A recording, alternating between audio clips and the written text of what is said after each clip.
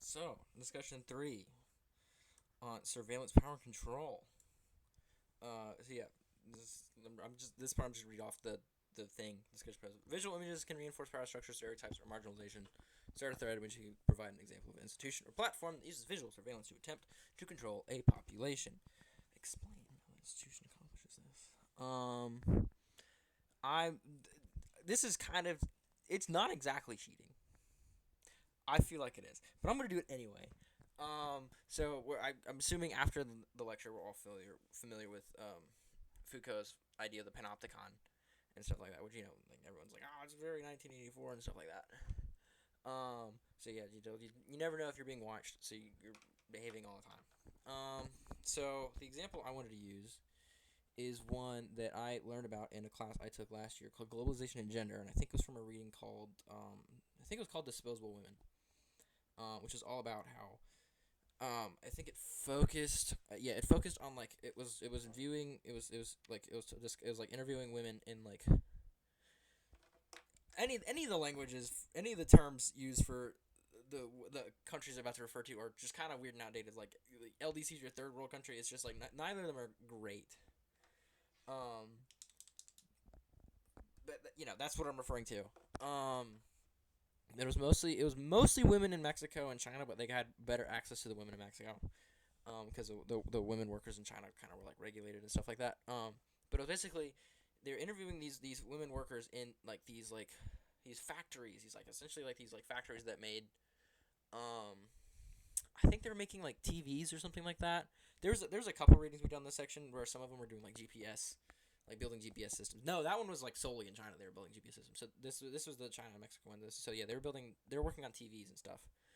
And kind of like the thread of like women working in these like sweatshops or like these factories and like really terrible conditions are always a thing. And it's talking about like how they kind of are like regulated in a gender way, because they're forced to like sit, which I know in a lot of jobs are like, well, yeah, you should be allowed to sit, but in this one it's a little different, um, because all these women are working on a line. They're timed to build these things, and it's like in like an assembly line kind of thing. The only people that are allowed to stand are the male like floor supervisors who have like stopwatches and like whistles to like call out on anyone for like slowing down the process, and they're all very much like regulated by how much time they take to normally produce a TV or something like that. But the important thing, and this is kind of like the visual surveillance thing, is that at the very top of the factory, there's kind of like a two-way glass pane or mirror or whatever. Not two-way mirror, but like a glass that someone can see out of, but you can't see in. Um, and it's mentioned that a lot of times, because like the women working there would be like Chinese or Mexican, and then the male supervisor would be Chinese or Mexican. Um, but the people who went behind the glass were almost always like white Europeans or Americans or something like that. So again, putting into the globalization aspect of this and kind of like taking advantage of like LECs and stuff like and or countries that are like that. Um, excuse me. So basically, that's kind of like how it uses the visual surveillance because all the manager like the floor managers are like stressed out because like, hey, I don't know if these people are watching me. I don't know if I can be a little more lax with my women. I don't know if they're gonna be breathing down my neck to make sure I'm getting stuff on time. So I'm just gonna pretend like they are and keep things doing because I think it would say that like every week it would kind of like regulate like whoever had like the worst times like a couple weeks in a row fired. Whoever had the best weeks times a couple weeks in a row got like a raise or promotion or something like that.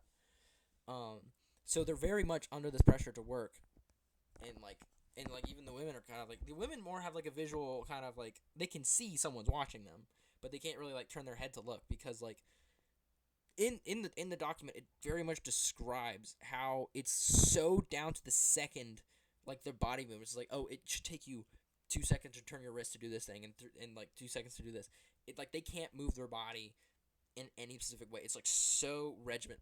The way they use their body is so regimented, like down to the second. It's insane. So they can't really like look to see if someone's watching them. They have to pretend like they are being watched. So again, that's like another way that this like the institution of like these factories are watching these women, even though they're not always watching the women, and how the managers are always acting like they're being watched, even though they're not always watched.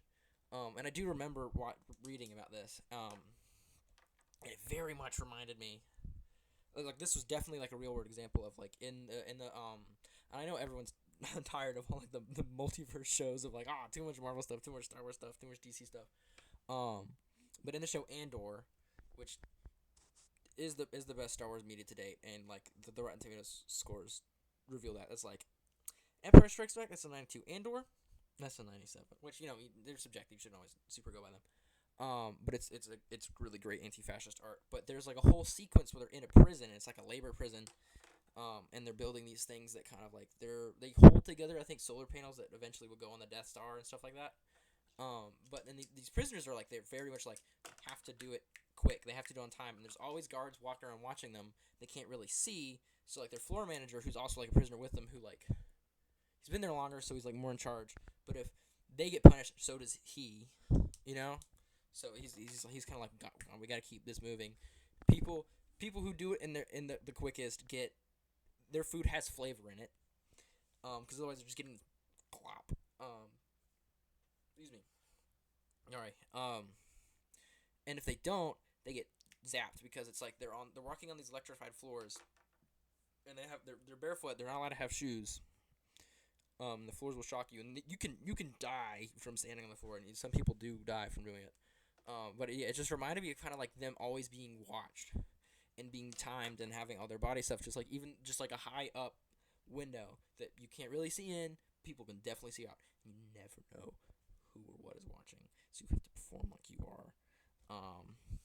And it's just yeah, that radicalized. I mean, I was already pretty radicalized. That radicalized the hell out of me. Um, I'll try to find it and link it in case people want to read it. I don't know. But yeah, that was what I had to say. Deuces.